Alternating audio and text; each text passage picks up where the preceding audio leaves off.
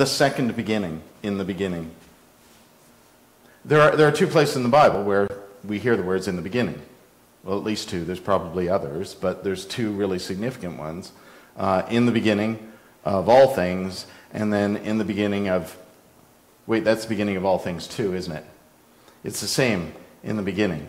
Hold that thought. I'm going to come back to it in just a second. It's the fall. It's the fall, and lots of things are starting up again. Right? For many people during the summer, of course, that's an opportunity to take some time off. And so here we are coming back to church. Programs at church are starting up again. Programs in the community. School has started. There's lots of new beginnings happening right now. You might be joining a club or a new activity, like a social activity or a sports team. Hockey season is right around the corner if it ever stopped. There are lots of new beginnings happening, so it seems to be a really good time to talk about the beginning, which is mostly the sort of number one logical reason I can think of why a few years ago, and I was initially confused by this because, of course, I live in the wrong part of the world, but a few years ago, the church decided that that season that comes between Pentecost and Advent is way too long and boring. In fact, you might know that it's actually called the season of ordinary time. That's how ordinary it is. So between Pentecost and Advent, one big long season. So they put a new season in at the beginning of September called the season of creation. And what a great time to talk about creation, right? Everything's dying because winter's coming. Except I'm pretty sure the first people came up with this idea was in Australia.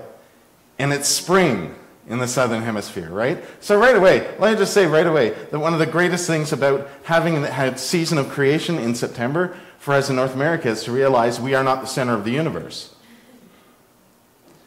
Right? The second thing is, what a great time to wonder about creation when we're harvesting. And we are thankful, we get to Thanksgiving, right? And we're also thankful for the bounty of creation. And we talked about how thankful we are and everything. And then we stuff our faces with food and then forget about it. But if we have a whole season of creation to remind us how connected we are to creation, what an awesome idea. And on top of all of that, it's the story of beginnings. And September is a time of beginnings. Of course, every month is a time of beginnings. Hold that thought, I'm coming back to it. You're going to have to hold a lot of thoughts today. So here we're going to have, for the next few weeks, until Thanksgiving, in fact, we're going to have a little season of creation. And we're going to hear this story. We've just heard the story from Genesis. We're going to talk about creation. We're going to talk about the Adam and Eve and that story and the story of how Adam and Eve came out of the Garden of Eden and how we tell that story. And we're going to talk about that. We're going to talk about all the diversity of creation, and then we're going to celebrate how thankful we are for all of that stuff that we've been talking about for the last 4 weeks on Thanksgiving. That's how we're going to do that. But you got to begin somewhere, so the ideal place to begin is in the beginning.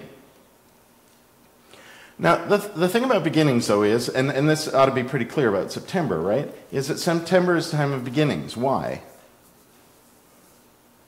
Because something just ended. The summer's over, people. I know, you're thinking to yourself, no, it's not, we can hold up. Yes, no, it's over. Right, we're back, people are back at work, holidays are over, unless you're lucky enough to be retired and you can do whatever you want. But we're starting new things. Kids are back in school. Why? Because the summer's over. In fact, it's the beginning of a new school year. Why? Well, because the last school year ended in June. Or May, depending on, which level of schooling you're at. But do we ever stop learning, though? You'll have to hold on to that thought, too. Sports teams are starting up, community groups. Bashaw Community Theater has started doing rehearsals for a show. Why? Because they did one last year, and that one's over. So here's a new one. We think linear time, right? Yesterday, today, tomorrow. We think in a linear way. Right? So it's easy for us to understand that in order to have a beginning, there has to be an ending of something in order for something to begin. And yet it's one of the hardest things for us to understand sometimes, is that some things have to end in order for something new to begin. But do they? We think they do because time's linear, right? Yesterday has to end in order that today can happen.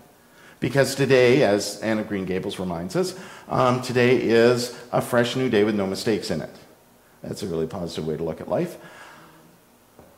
You're anticipating mistakes. Or are you anticipating life? It's a new day. Yes, it is. Is it a new day because the old day is gone? Well, yes, that's because we think in a linear way. Time passes, right?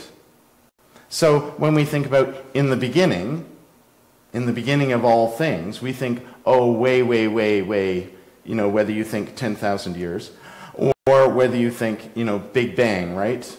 And you go back that far, right? That it's the beginning of things. It's way back. None of us could possibly remember that.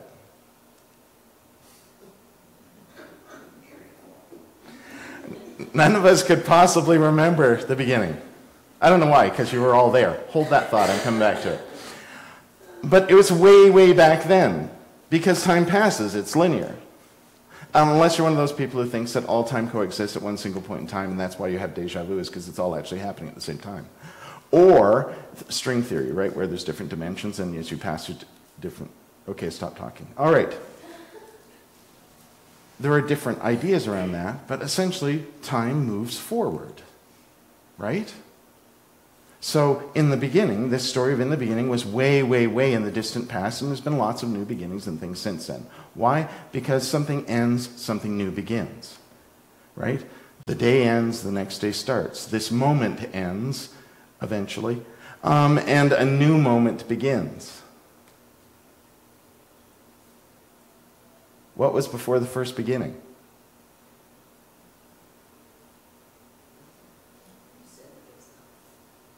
How could there be nothing? There has to be something. Because there has to be something before a beginning. There has to be an ending, so there has to have been something before the beginning. Don't worry, the church has your back. Because for a very long time, the theory has been, I'm going to say this wrong, Alan, help me out here. It's creatio in nihilo is the theory. That's creation out of nothing. And that's the theory that God alone can create out of nothing. Okay. Except if we're created in the image of God, why can't we do that too? I'd like that power, wouldn't you? Create something out of nothing. Just make it sort of spontaneously appear. That's pretty awesome. Except that still didn't answer the question of what was before the beginning. Because something was before the beginning. John answered that question for you. In the beginning was the Word. There was God. In the beginning, God. Before God created, there was God. There was something before the beginning. There was God. And here's where this is, because we think in terms of time being so linear and everything, we have difficulty with this particular concept. God is the always. Right? The church has often referred to God as the Alpha and Omega, the beginning and the end. But, okay, but doesn't that mean God is the always? Think about what God said to Moses, right? When Moses, he's trying to get Moses to go and help the people in Egypt, and they're having this conversation, and Moses, of course, doesn't want to go, so he says, well, one of the things he says is, who do I tell them sent me? What's your name?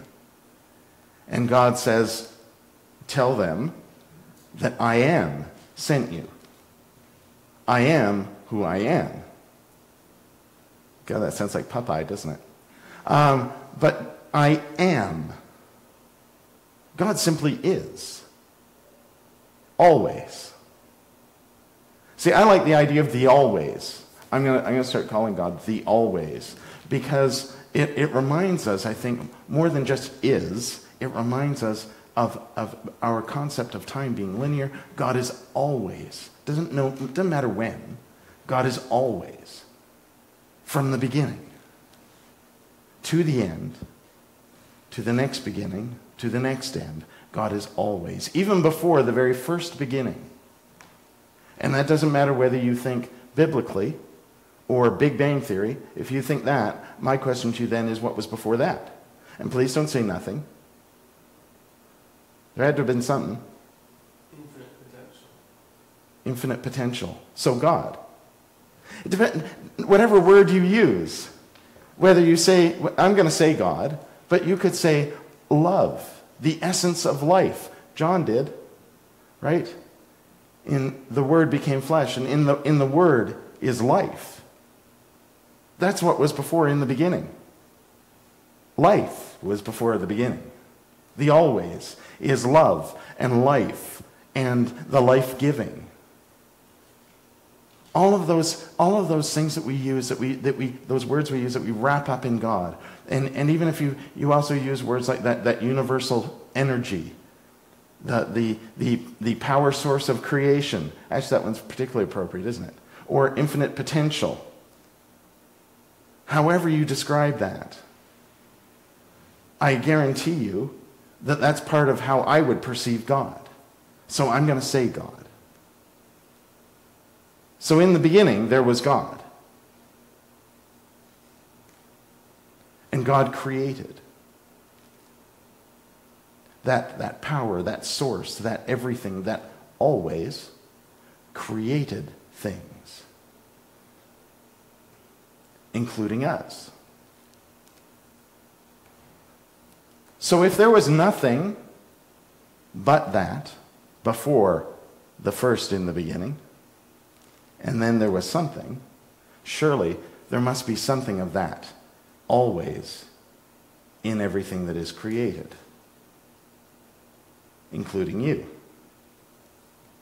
So now that we've established you were there in the beginning, right? Think about it. Even if it's this much of you, because you're thinking in terms of linear time and millennia of years, in you, as well as me, in all creation is the essence of the always.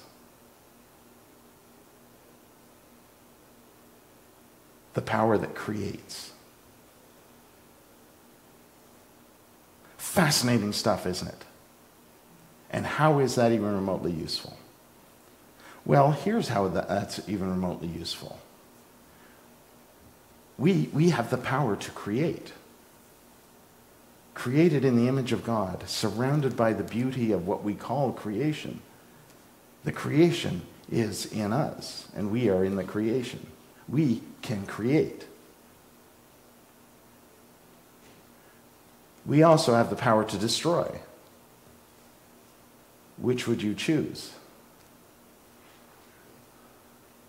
We have the power to create. And please don't ever be one of those people who say sometime at some point in time when I said, hey, wow, that's amazing, you're so creative, said to me, no, I'm not even the least bit creative. I'm looking at you, Fern. Yeah. How often, I can't even begin to say how many times I've heard people say that. You say something to them about how creative they are and they go, oh no, no. Yes, you are. In every way. We create every day. Literally, we create every day. I do realize, by the way, that several weeks ago I said there's no such thing as literal anymore. But we do. We create every day, whatever it is that we're doing. That particularly stands out to us in things like artistry, right? Artists create things. People who build stuff create things. Of course, that's really obvious. Sure it is. But you create in every moment, in how you engage the world around you. Well, you have the power to create or to destroy. Choose the power to create. See, that's the thing about, that's the point of Jesus, right? Is we say Jesus is our example. But we also remind people that Jesus is in all of us, right? Just like God is in all of us. The point of Jesus is the example of how to live that out that's already in you. It's not like going, ooh, I'd like to be like that. Oh, if only I can't. Yes, you can. Yes, you can. That's the point. It's Jesus, as John describes Jesus as the incarnation of the Word, right? The power of all of that, the always, the love and everything, in its truest form. That doesn't mean it's not in you. It means here is an example of it in its truest form so that you can learn how to live out what is in you and be true to the always that is in you. Always. We have this one other thing that other parts of creation don't necessarily always have, and that is free will, the power to choose. That's why we need Jesus to show us the way. That's why we need anyone who can show to us how to live out the power of love and grace and creativity that's within us. Because love and grace, the things that are life-giving, remember how often we talk about love as being life-giving. If it's not life-giving, then it's not love. That's the power of creation right there. It's in the creation story. It's not just a question of being stewards of this wonderful world around us. It's about loving it. It's about loving it with the creativity and care and nurture that brings life. It's not just about stewardship, it's about love. And that's why I'm earlier in my often interesting way of retelling the creation story. One of the things I always like to include is that in creating, God puts a little bit of God's heart into everything, including us. And we too put a little bit of our own heart in what we create. Again, artists will tell you, of course, that's what they do. They don't just go, give me $10, I'll knock one of those out for you and you can take it home. They want to create something. And in that creativity, in that creation, goes a little bit of their heart. Think about how all of this ties into that sort of the idea of the web of creation, that we're all interconnected. Think about how that ties into the idea that when we love each other and care for each other and we nurture each other, we are life-giving.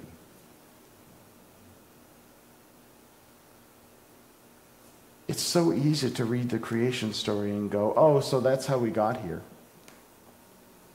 Or it's a metaphor, obviously, for, I recently, I'm saying recently, but now that I think about it, it's probably a year or two ago because, time passes. But there was somebody in the States who came up with, I'm not sure whether a scientist or a theologian or both, I'm going to guess both, but he actually had come up with a formula for figuring out how you could combine the theory of Big Bang and evolution and the creation story from the Bible. And how much time each day in the biblical story then would be in order to create what gets created on that day through the evolutionary process. He had a whole formula for it, and from that figured out exactly to the day when in the beginning happened. See, I just read that and I go, yeah, I know, I was there. Because the always is in us. Do we really need to know that stuff? Well, it kind of, because we need to know the creativity that has brought us here. Do we need to always remember yesterday? Yes, we do. And time's linear, don't get me wrong. We do understand time that way, but here's a thought. You know how sometimes, and this is often a very this is often a way that people approach things like grief, for instance, or even great celebrations in their life. Over time, it fades, it diminishes, it goes away. Until, of course, something reminds you of it, and then it's right there again, right? But see, the reason for that is that it hasn't diminished, it hasn't faded, it hasn't gone away. You haven't moved on, you've expanded. Your life hasn't moved forward, it's moved out. Your life has become so much bigger that we start to perceive those things as being smaller in the past. Until, and this is how I know this, something reminds you of it. And then suddenly it's your whole life. It's right there again, isn't it? There's a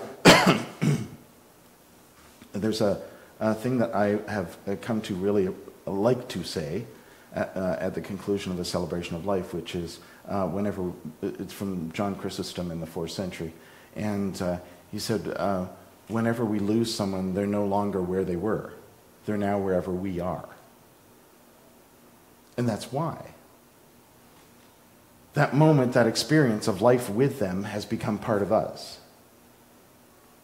It doesn't diminish over time, but our life expands. Our engagement of the world around us gets bigger again, and it becomes a smaller thing.